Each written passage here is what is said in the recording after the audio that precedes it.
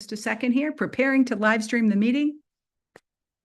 It is going to happen. I'll turn it over. Take it away. All right. Hello, everyone. I think Michaela's going to share our slides. Hello. Okay. Michaela, if you want to go to the About Us when you get there, and then we'll probably preview the questions as well.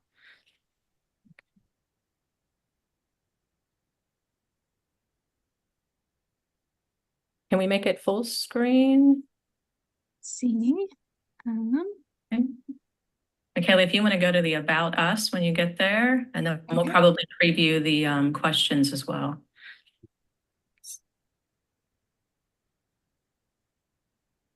Slideshow. Here we go. Current slides. Hey, while we're waiting in the chat, why don't you tell us who's in the room and where are you calling in from? All right. So hello, everyone. Welcome. We're glad you're here. Renee said there are a lot of people that signed up for this session, so we're excited to tell you about the project and show you one of the modules that we created. But first, we're going to talk a little bit about ourselves and then go over the agenda and maybe give you a preview at some of the discussion questions, because we'll have an opportunity at the end to get into breakout rooms to talk a little bit more about media literacy and online modules and share some ideas, hopefully. So I'm Tracy McNelly. I'm an associate professor of education at St. Vincent College. So we're all from St. Vincent College. St. Vincent is a very small Catholic liberal arts college right outside of Pittsburgh. So if you like to kind of give you a geographical location, I've been researching media literacy for several years. I also am very interested in literacy and technology. So this project was very near and dear to my heart. So, Veronica? Hi, I'm Dr. Veronica Ent. I am a professor in the education department at St. Vincent College, and my background is closely related to media literacy. I was a library media specialist in a high school for many years prior to joining higher education. Also, have a research area in visual literacy. And that's one of my areas, as well as I have a doctorate in instructional technology. So kind of fit in very well with the blending of the three of us in this project. Michaela? Yes, hello. My name is Michaela McMullen. I am the coordinator of experiential learning at St. Vincent College, so I work in the education department as well. I have my master's in instructional design and technology, so I was in Dr. Ent's class, and that is how I ended up developing the online learning modules regarding media literacy. Okay. All right. All right, so Michaela's going to share the questions and then we'll go back to the beginning. So at the end of the presentation, we're going to have an opportunity to talk. So these are the questions as we're kind of working our way through our presentation that you might want to think about. So we're going to share our module with you, but we'd like you also to think about, as a user of technology, what features might you look for in an online module? What are some potential benefits and challenges that you might think we might have or users might have using online modules for teaching media literacy? We'll share a couple of the challenges that we've come up with. And then like the biggest question and the one that we continue to think about ourselves as we think about how can we, develop these modules into something a little bit more than what they are. How do we get online modules to foster critical thinking? Like, how do we get students to do more than just, listen and then respond? How do we get them to analyze and evaluate information and maybe even create media using online modules? So those are the three questions that hopefully at the end we'll have you think about in a little bit more detail. So we'll go back now to the agenda and then we'll get started. Thanks, Michaela. All right, so today we're going to quickly talk about our research study. The article was linked, I know, in the Media Lab blog overview. So if you read that, we're not going to go into a bunch of detail. We're just going to give you a little bit of information. Veronica is going to talk about kind of the framework that we used. This is her wheelhouse and the iSpring software. And then I'm going to talk briefly about like the 3 modules. Michaela is going to actually walk you through an entire module, one of the modules that she developed. And then we'll talk about some challenges and next steps and then discussion. So off to the research. So as Renee said at the beginning, one of the challenges that we face, and probably many others who educate teacher educators and teacher preparation programs, is that we have a lot of stuff to fit in. We've got competencies and standards from a lot of different organizations. And at the same time, our state government bodies are always throwing new initiatives at us and asking us to find a way to fit it all in the coursework. And if you work at a liberal arts institution like we do, we also have the core curriculum. So it's tough to fit things in. It's tough to develop an entire course, for example. In the past, we've done some work with media literacy by having small workshops or day-long sessions, but we were really looking for a way that we could put something together that would be sustainable, that we could use year after year after year. And of course, you know, the idea that we have this master's degree in instructional design and technology that Dr. Ent runs. Michaela was in that program at the time. So it really was just like the perfect storm. It all came together that we had this idea that we wanted to do something with media literacy. We had people in place to do it, and it worked out. So Michaela put together 3 different modules that we'll talk about. And we asked our pre-service teachers who were in their final year. So they were all pre-student teaching, which was a fall semester. So they were out pre-student teaching 1 day a week. And as part of that, they also take other coursework. One of the courses that they take is a kind of a seminar class where they come back and a lot of things they talk about pre-student teaching, some of the challenges. There's a lot of different things that they talk about in that course. Well, we thought it might be the perfect place to put these modules in. So that's what we did. So 21 pre-service teachers were in that class. Veronica will talk about the iSpring software that we used to create it. Within the modules, we created a pre-test and a post-test that were built in right in. So as they took the modules, we were collecting data. We gave the students 3 weeks to independently work through the modules. And we could see kind of the progress as they were working. So we, you know, could prod them a little bit if we knew that they were falling behind. So we would send little reminders out, don't forget, please complete your module. And then at the end, what we did find was that there was a significant difference between their beliefs about media literacy at the onset versus onset and offset of each of the modules. So we found that using online learning modules, such as the ones that we created, might be an effective way to provide pre-service teachers with some additional learning or understanding of media literacy education. So we were happy about that. So. Thank you, Dr. McNally. That was a great overview. When we talked about this, Dr. McNally and I are very interested in this aspect because our students are so immersed with technology and they are immersed with so many things that they're constantly being thrown things at them. We wanted to try to get to them when they needed it. And when you're going out into the classroom, you're going to be faced with a tremendous amount of new technologies that the districts are providing to their teachers. And you're also provided with a whole new set of textbooks, and these are they're going to be student teaching soon. So they're going to be forced with new materials, teaching resources. So we felt that the best way to look at this was kind of a just-in-time type of learning.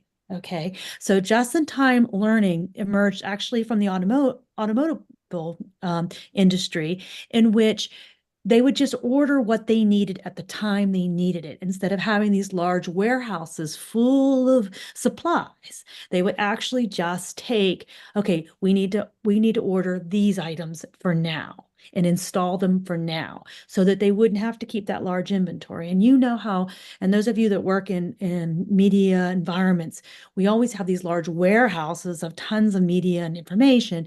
But in this case, we wanted to narrow it down to what they needed right now when they're going out into the classroom, when they need to have that training.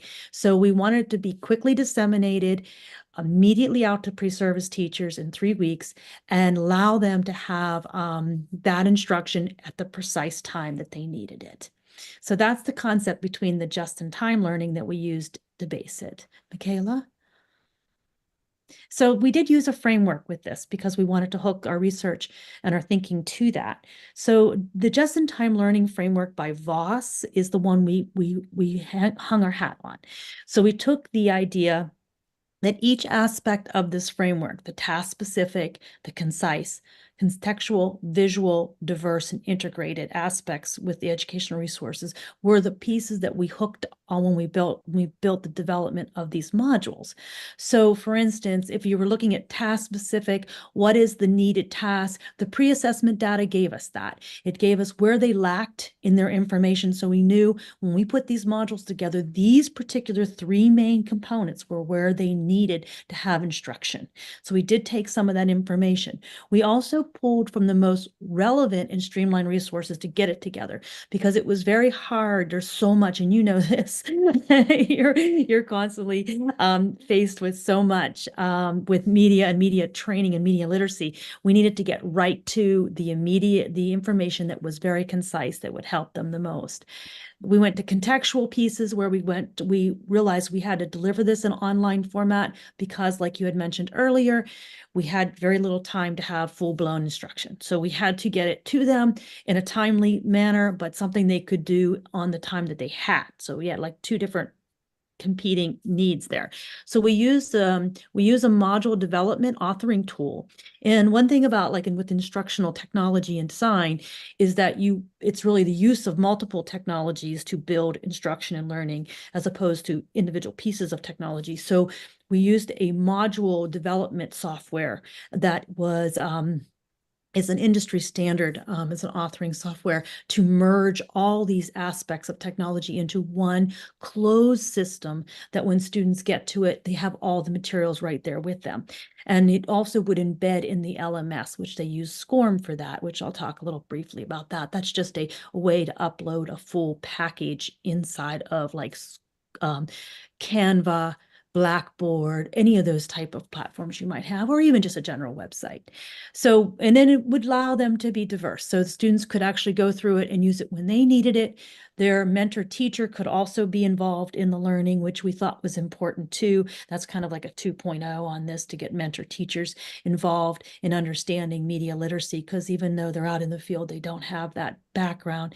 And then also we embedded exercises in it to be interactive, because you know what the population we're dealing with. We're looking at college students here. They're used to just, so we had to make sure it was interactive. And fortunately, with Michaela's assistance, we were able to build those interactive components into the research modules.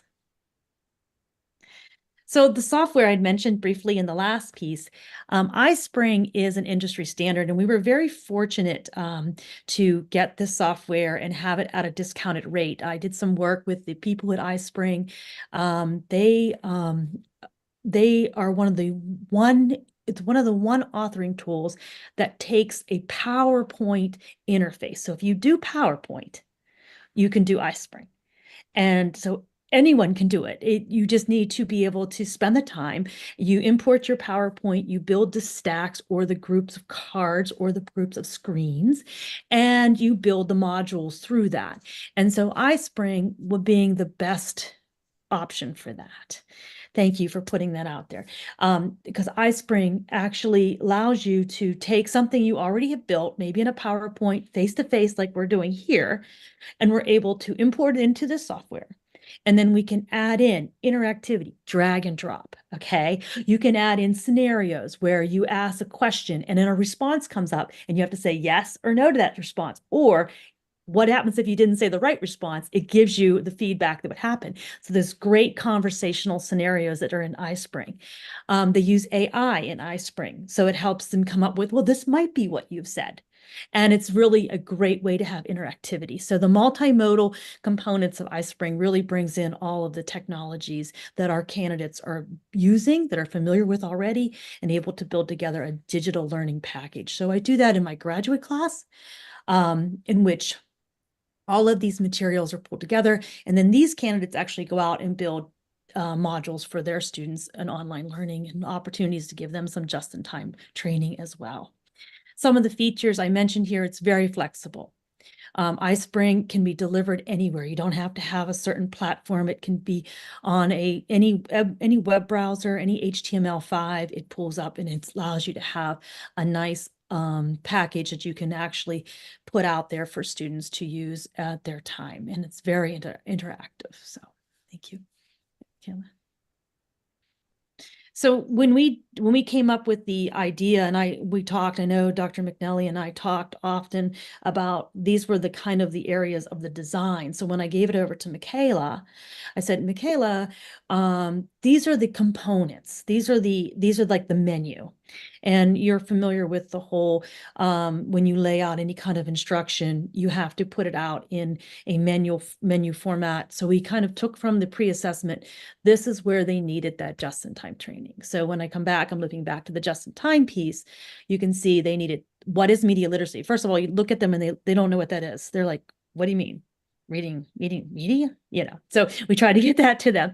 And we also talk about them being an educator that's familiar with media literacy and using media literacy as part of their courses, strategies in the classroom, and then how do you assess it? Because that's a very important part. At least at St. Vincent, we try very hard to have that assessment component. So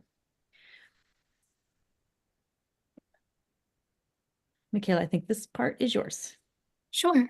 So this is a screenshot from one of the modules. So this is just an example of what the iSpring software is capable of.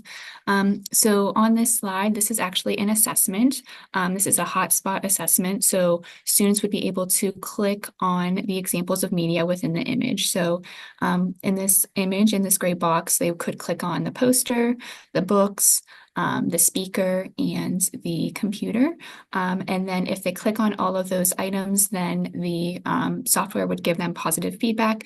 If they did not click on all of those items, then they would receive some correctional feedback as well. So this is an example of one of the assessments within iSpring.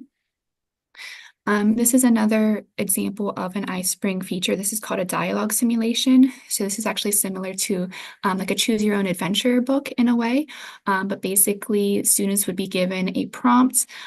This avatar would be present throughout the simulation, and then students would answer the questions within the prompts. Depending on how they answer and depending on the response, they would get verbal and nonverbal feedback from the avatar. There's also this little emotion bar at the top. So if they answer correctly, they keep the avatar happy. If they answer incorrectly, then they begin to anger or upset the avatar. So that's just a fun and engaging feature that iSpring has that makes things a little bit more authentic and makes the assessment a little bit more meaningful. This is a content slide within iSpring. So this was a content slide on the warning signs of potential unreliability.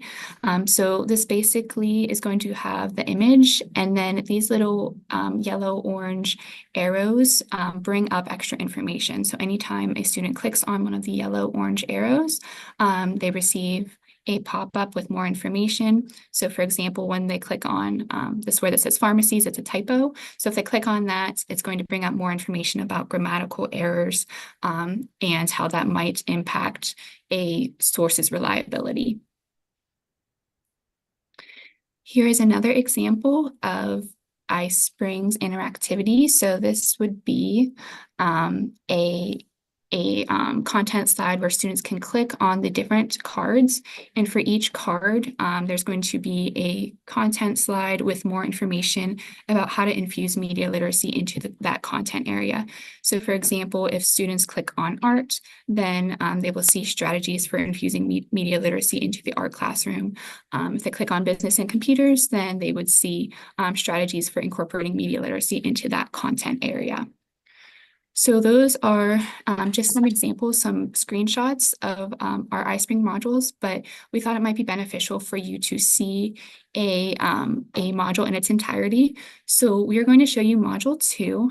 So this is the module on becoming a media literate educator.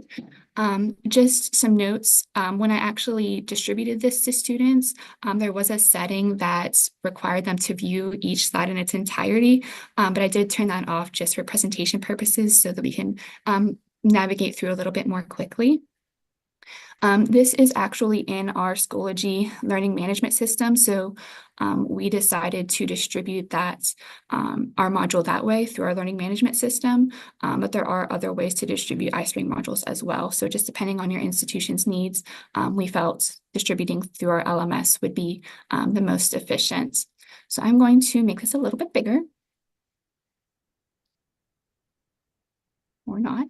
But this is going to be our title slide. So if I click on play. Welcome to this module on becoming a media literate educator. Let's get started.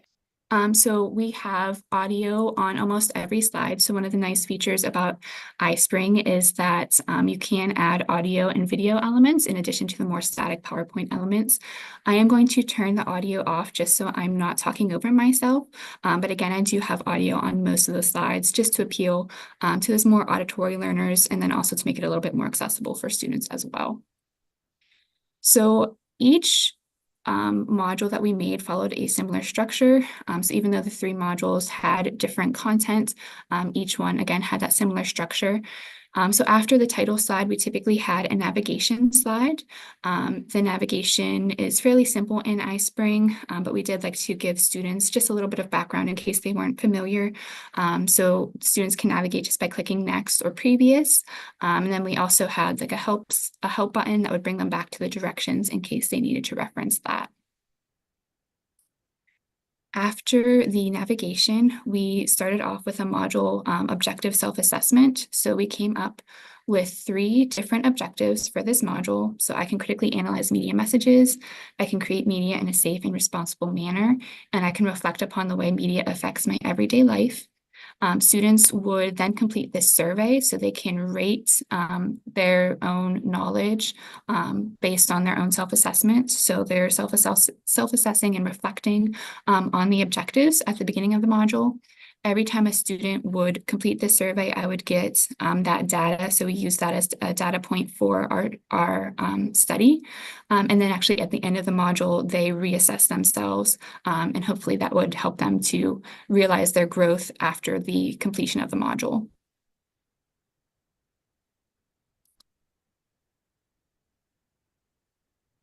This next slide is actually an example of a content slide. So again, I do have audio that I turned off.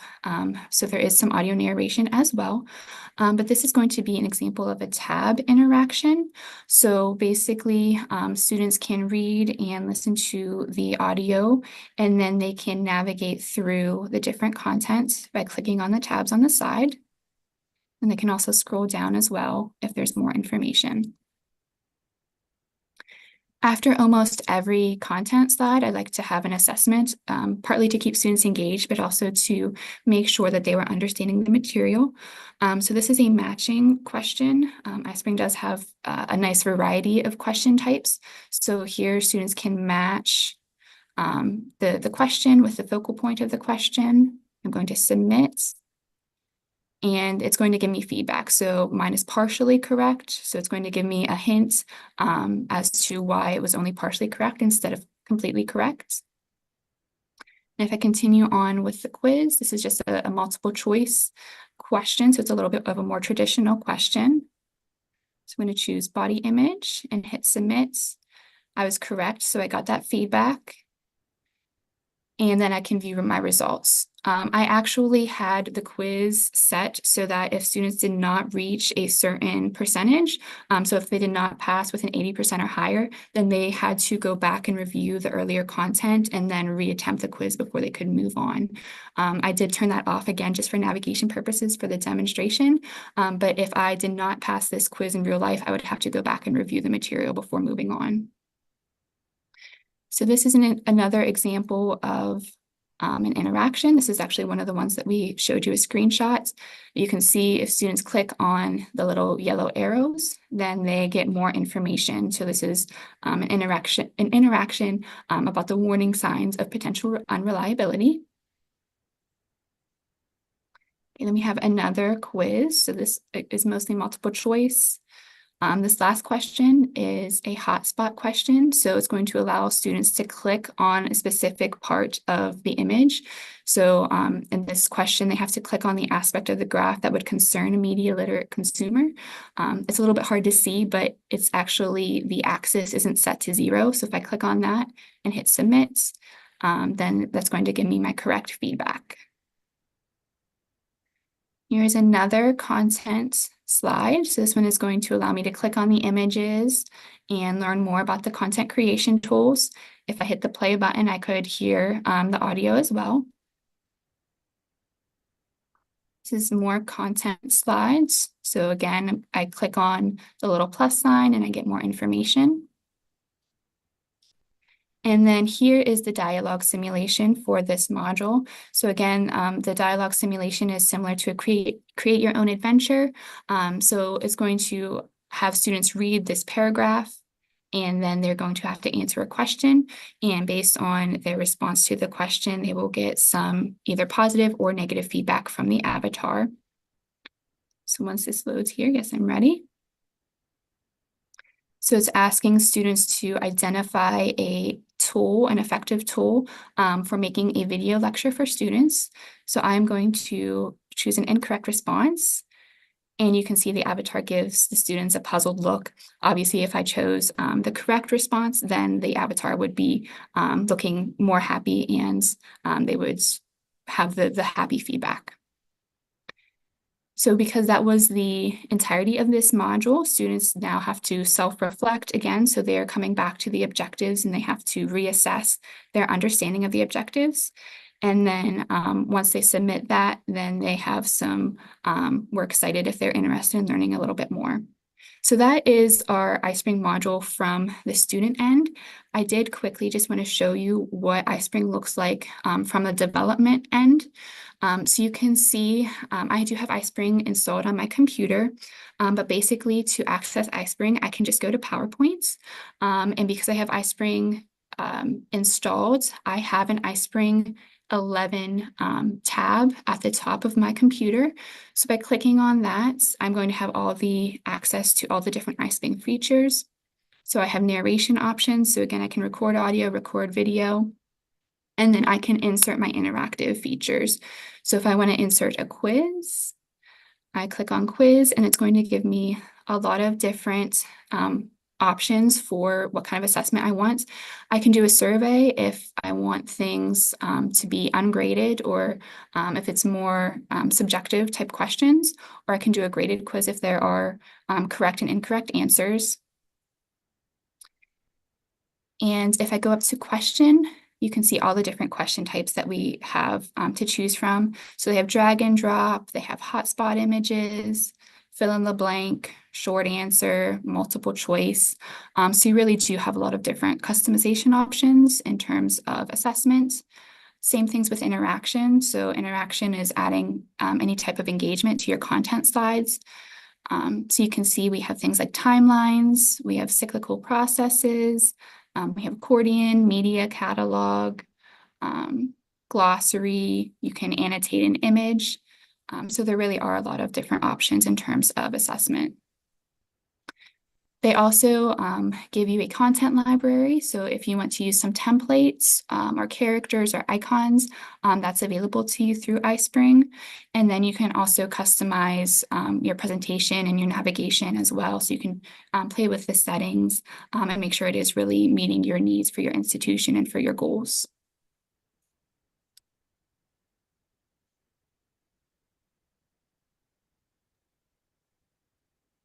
Thanks, Michaela. Michaela did a really nice job putting this together.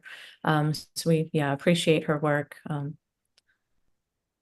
So before we get into the discussion, some challenges that we faced as we were thinking about this. The first one was just the manpower to develop the modules. I mean, luckily, we had students enrolled in the course who could do this. You definitely need somebody who's willing, somebody who's able, somebody who's competent to be able to do this. The software is quite expensive. I don't know, Veronica, if you want to elaborate on the cost of the software. They have different versions of it. The what's the one reason that iSpring attracted us was that it had a one-time cost, and you didn't have a complete subscription constantly every year like the newer softwares are. There was a subscription option, which did make it more affordable, but you paid it every year.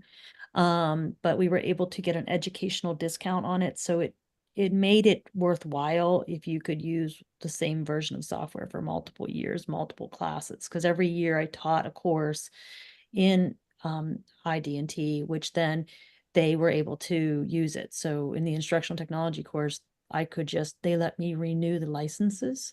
So what they did was they sent me new licenses. I was able to put that license number out, and my students then could all have a copy of it until the next calendar year. And then in the next year, I offered the instructional technology course again.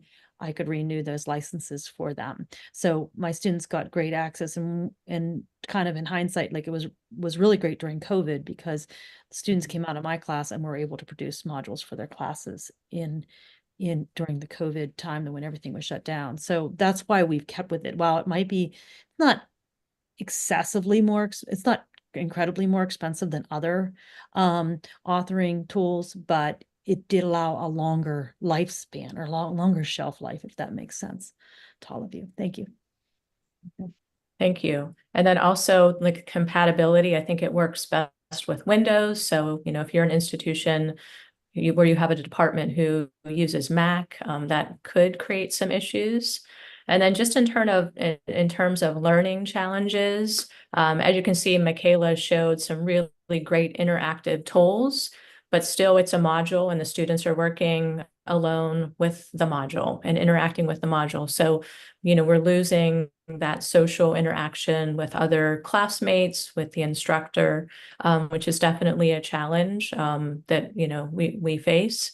And then the real world application, which maybe we can talk about this in the discussion. Is there a way that we can build in more real world applications into online learning modules? So like taking what you learned and developing it into a lesson plan or into a unit plan, for example, because ultimately that's what we want students to be able to do, is to take what they've learned, to put something into a plan that they can then use with their students. So the next steps, our goal is to continue to think about how we can use online learning modules. Maybe from our discussion today, we'll walk away with some great ideas. We'd like to maybe broaden the use of this. We have a professional seminar class for our student teachers. So while they're student teaching, they take a class, and we think that might be a good place to infuse more modules related to media literacy education on more kind of finite topics. So the modules that you saw are pretty general and broad, just kind of like introductory, but how do we create topics on more specific elements of media literacy that might be beneficial to students, as they're becoming teachers. And then also maybe make it a part of, a portfolio that they have to present at the end of the year. So those are all things that we've been thinking about. And then we have our questions that we'd like you to think about. And I think Renee is going to maybe put us into groups, but we wanted to share the questions with you once again. So as we're in our breakout groups, if you want to think about like what features might you look for in an online module, what are some benefits and challenges that you might see that we didn't run across, that we didn't mention? And how can we create modules that foster critical thinking, getting students to analyze, evaluate, and create media content? If you've used online modules or if you have expertise, what are some tools or other examples of things that might be useful and beneficial to everybody that's on the webinar today? Awesome. Okay, so the rooms are open. We're going to have you guys in small groups. Remember to introduce yourselves as you join the small group, because this is a great networking opportunity. And we're going to open the rooms. We'll see you back in the main room in about 15 minutes.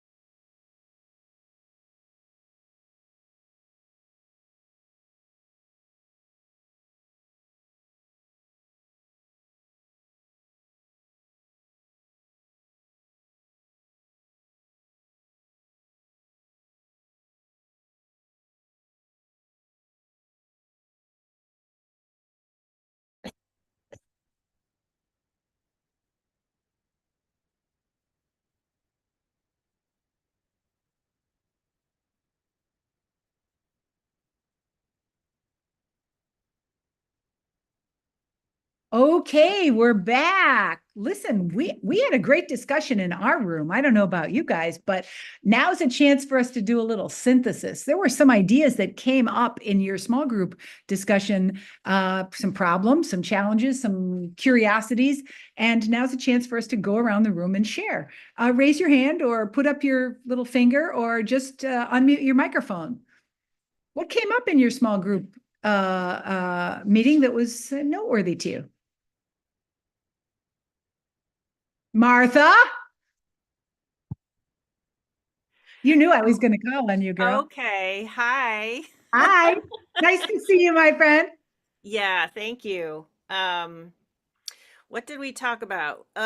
We talked about using Discord, but because it's more interactive, what I was saying was that the problem for me with media literacy is that things are changing so quickly that you have to deal with the live web.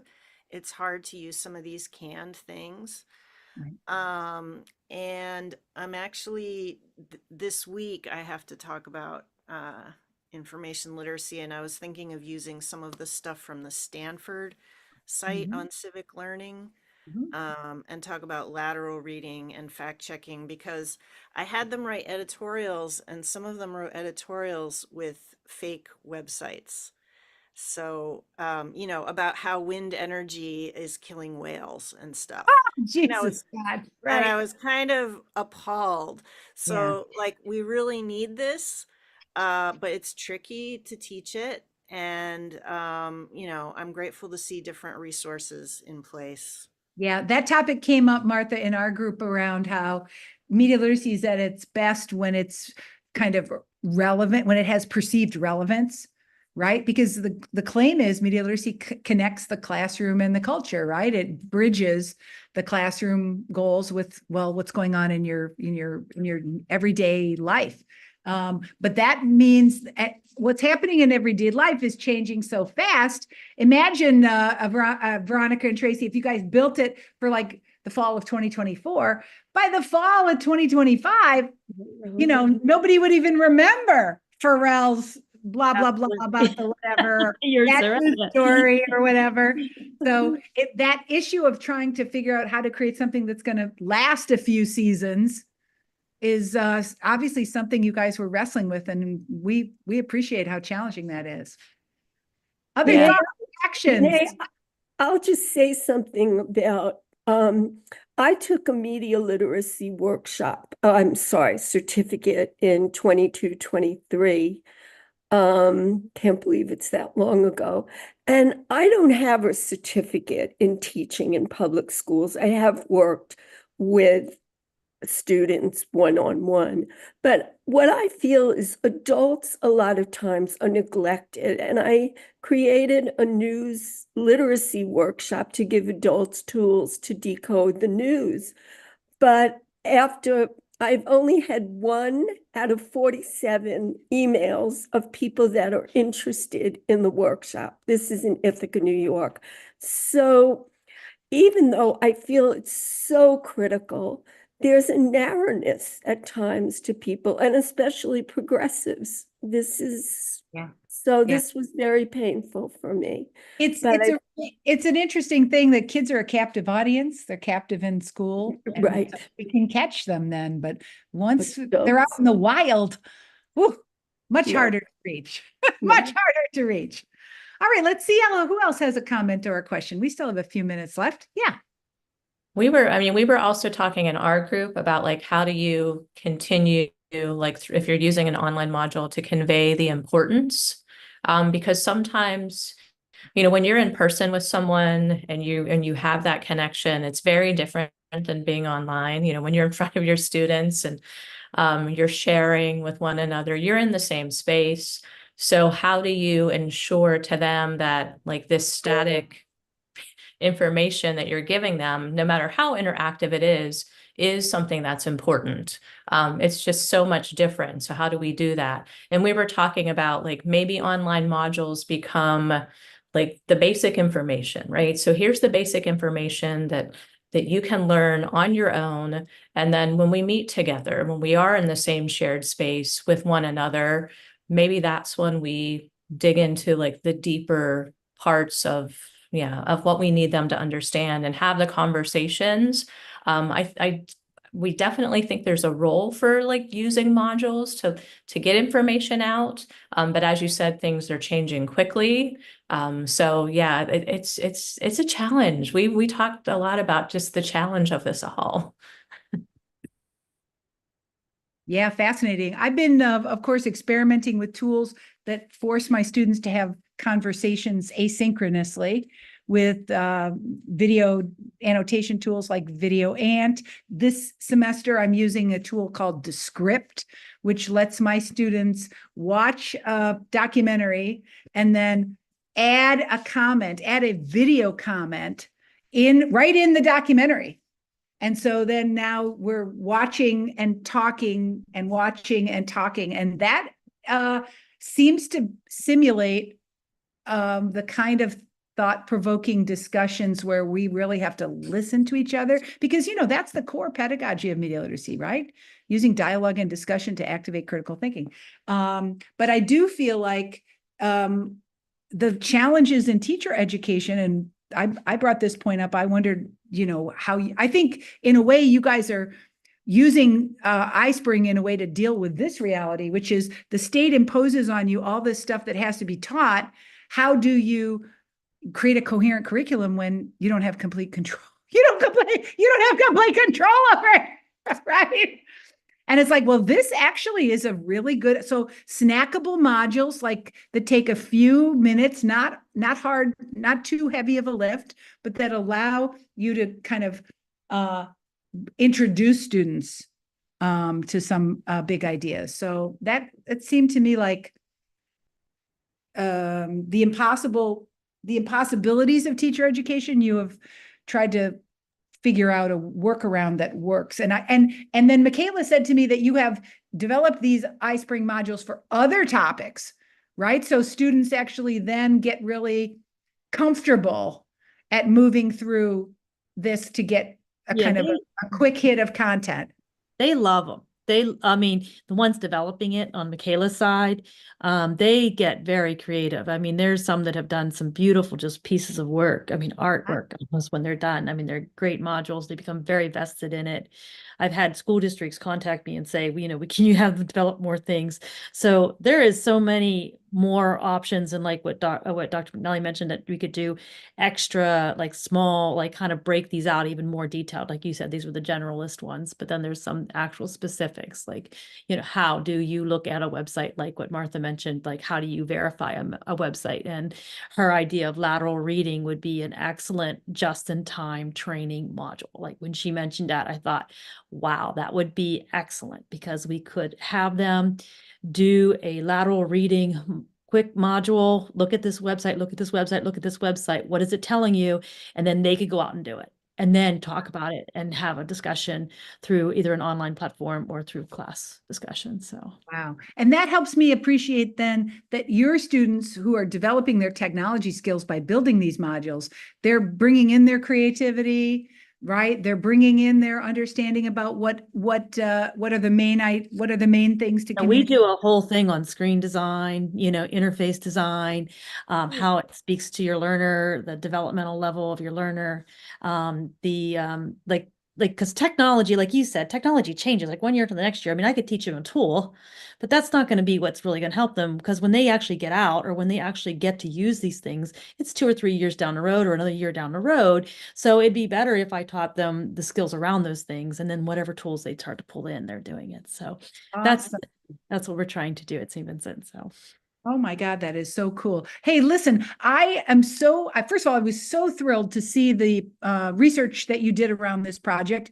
And I put the link to that research in the chat. I encourage you to read that. It's really great that you're sharing the experience, the insights, and collecting data along the way. So congrats to you on that. Let's give the St. Vincent team a big round of applause. Woo, woo. You guys really, really rock. Thank you for being part of this. We're going to put the recording, the live stream will be located on the website here, but I just wanted to say, as we come up to Media Literacy Week, we got stuff going on. So please join us on Thursday. This is in Phoenixville. It's a live event in Phoenixville, Pennsylvania. So for the Pennsylvania folks here, but you can actually live stream. The amazing Pam Stager is going to talk about surviving election season and beyond. And then at the end of the week, Yanti and his colleague from Nigeria are doing an amazing session on thinking about digital empathy in relation to digital tools. So please join us at the Media Education Lab for dialogue and discussion. We're glad you're part of our community. All right, we'll wave goodbye to each other now. Bye-bye, everybody. Thanks for joining us today. Thank you. Bye.